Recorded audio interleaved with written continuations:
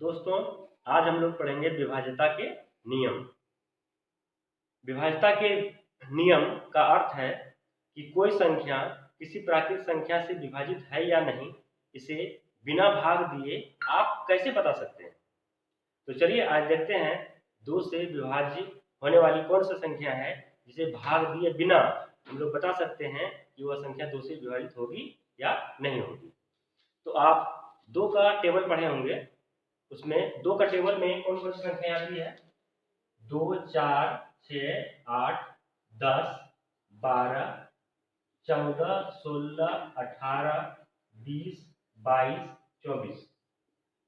इसमें गौर करने वाली जो बात है, इकाई अंक, इसको देखिए 2, 4, 6, 8, 0, 2, 4, 6, 8, 0, 2, 4 फिर 6 आता, फिर 8 आता, फिर 0 आता, इकाई अंक में।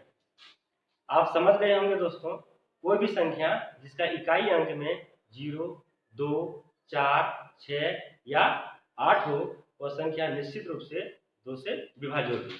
चलिए एग्जाम्पल के तौर पर हम लोग देखते हैं 1248। क्या बच्चों आप बता सकते हैं यह संख्या 2 से विभाजित होगी या नहीं? तो बच्चे सबसे पहले क्या करेंगे, इस संख्या के इकाई अंक पर ध्यान देंगे। इकाई अंक 8 है। हमने अभी बताया कि जिस संख्या का इकाई अंक में 0, 2, 4, 6 या 8 होता है, वो संख्या 2 से पूर्णतः विभाजित होती है। चलिए बच्चों, आप बताइए ये संख्या 2 से विभाज्य है या नहीं? तो आप बोलेंगे यहाँ पर इस संख्या के इकाई अंक में 3 लिखा हुआ है और हमने जाना है कि किसी संख्या के इकाई अंक में 0, 2, 4, 6 या 8 होने चाहिए, तो ही वह संख्या 2 से पूर्णतः विभाजित होती है। तो बच्चों, ये कंसेप्ट क्लियर हो गया होगा, इसमें किसी तरह का दिक्कत नहीं आया होगा। दोस्तों, अब हम देखते हैं 3 से विभाज्यता के नियम, मतलब कौन कौन सी संख्याएं होंगी जो 3 से विभाजित होती है, बिना भाग दिए हम लोग कैसे बता सकते हैं कि वह संख्या 3 से विभाजित होगी। देखिए 3 के विभाज्यता का नियम यह कहता है कि कोई भी अंक, मतलब कोई भी संख्या जिसके अंकों का योग 3 से विभाज्य हो, कोई भी संख्या जिसके अंकों का योग 3 से विभाज्य हो, वह संख्या 3 से पूर्णतः विभाजित होगी। देखिए 1234 एक संख्या हमने लिया है, इसके अंकों को जोड़िए 4, 3, 7, 7, 2, 9, 9, 1, 10, 9, 1, 10। इसके अंकों को जोड़िएगा 1 और 0 मतलब 1। हमने कहा कि 3 से वही संख्या विभाजित होगी जिसके अंकों का योग 3 से विभाजित, अंकों का योग 1 आया। 1 3 से पूर्णतः विभाजित नहीं होती है, अतः 1234 3 से विभाजित पूर्णतः विभाजित नहीं हो। चलिए अगला एक संख्या लेते हैं 123। इसके अंकों को जोड़िए 3, 2, 5 और 1, 6। इसके अंकों का योग 6 आया, इसका मतलब 6 क्या है, 3 से विभाजित होती है। इसका मतलब 123 जो संख्या होगी वह 3 से पूर्णतः विभाजित होगी। चलिए अभी तो हम लोग छोटा छोटा एग्जांपल ले रहे हैं।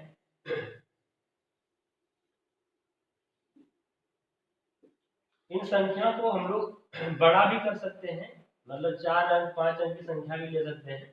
चलिए देखिए 53,845। आपको बताना है कि क्या यह संख्या 3 से पूर्णतः विभाजित होगी। तो आप क्या करेंगे बच्चों, अंकों को जोड़ेंगे 5, 4, 9, 9, 8, 17, 17, 3, 20, 20 और 5, 25, 25।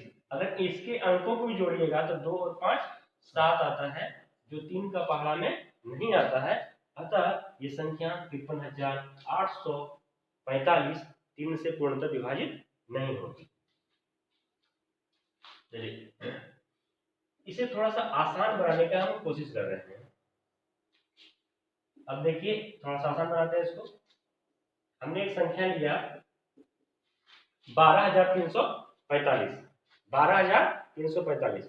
इस बार क्या करते हैं, देखिए 5 4 9, चलिए इसको हटा दीजिए, 3 हटा दीजिए, 2 1 3 हटा दीजिए। इसका मतलब ये संख्या जो है 3 से पूर्णतः विभाजित हो जाएगी। हम क्या किए दोस्तों, इसके अंकों को जहां 3 आया जोड़ने पर, जहां 9 आया, जहां 6 आया, जहां 12 आया, उसको हटाते गया। तो इसमें देखिए 5 4 9, 9 आ गया, चलिए इसको हटा दीजिए। 3 आया, 3 को हटा दीजिए, 2 1 3 आ गया, इसको हटा दीजिए। मतलब 12,345 पूर्णतः विभाजित हो जाएगी 3 से। चलिए इसी तरह एक संख्या और लेते हैं।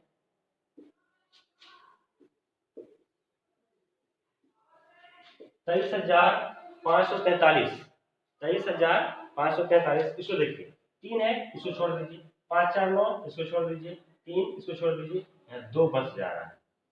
ये 2 बच जा रहा है, ये 2 का पहाड़ा में, ये 3 का पहाड़ा में नहीं आ रहा है।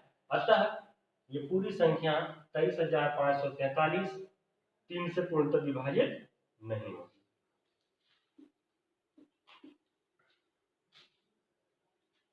उम्मीद करता हूं दोस्तों 2 से विभाज्यता के नियम और 3 से विभाज्यता के नियम आपको स्पष्ट समझ में आ गया होगा। अब हम लोग 6 से विभाज्यता के नियम करेंगे।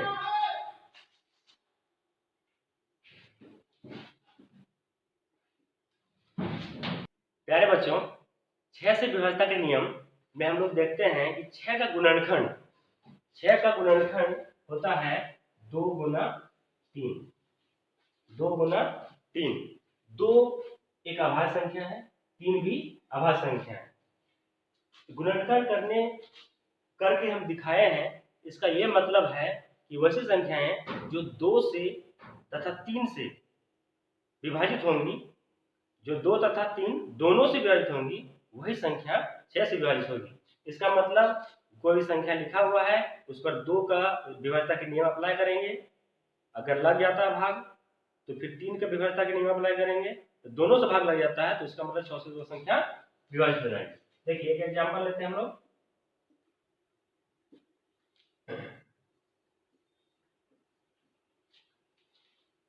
एक एग्जाम्पल लिए 1234। अब देखिए 6 से विभाज्यता के नियम हम लोग चेक कर रहे हैं। तो सबसे पहले चेक करेंगे 2 से भाग लग रहा है कि नहीं लग रहा है।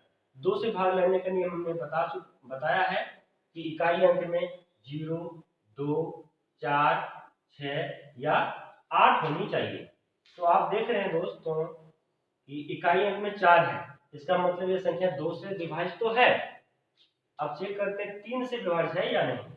तो 3 से विभाज्यता के नियम हम बताए थे कि अंकों का योग या नहीं, तो अंकों का योग जहां पर 3 आए, जहां पर 6 आए, जहां पर 9 आए, उसको छोड़ देना है, बाकी जो संख्या रहेगा उसको देखना है। तो देख रहे हैं हम 4 3 7 और 2 9, इसको छोड़ देना है, बाकी शेष बच जा रहा है 1, है ना। इसका मतलब ये 3 से विभाजित नहीं होगी। 3 से जब विभाजित नहीं हो रही है तो 6 से विभाजित भी नहीं होगी। 2 से विभाजित हो रही है लेकिन 3 से विभाजित नहीं हो रही है, अतः यह संख्या 6 से विभाजित नहीं होगी।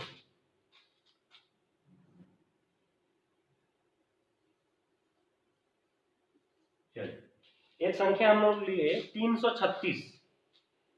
336। अब देखिए सबसे पहले हम लोग चेक करेंगे कि यह संख्या 2 से विभाजित है। तो 2 से विभाजित होने के लिए इकाई अंक में 0, 2, 4, 6 या 8 होना चाहिए। इसके इकाई अंक में 6 है, आप कह सकते हैं कि यह संख्या 2 से विभाजित है। अब चेक करते हैं 3 से विभाजित है कि नहीं। तो देखिए दोस्तों हमने बताया कि अंकों का योग 3 से विभाजित होने के लिए अंकों का योग या 3, 6, 9 होना चाहिए, या नहीं तो सभी अंकों का योग जोड़कर 3 से विभाजित होना चाहिए। देखिए 6 3 9 3 12, 12 3 का पहाड़ा में आता है। अगर इससे भी बड़ी संख्या को मिल जाए तो इस अंक को भी जोड़ देना है आपको।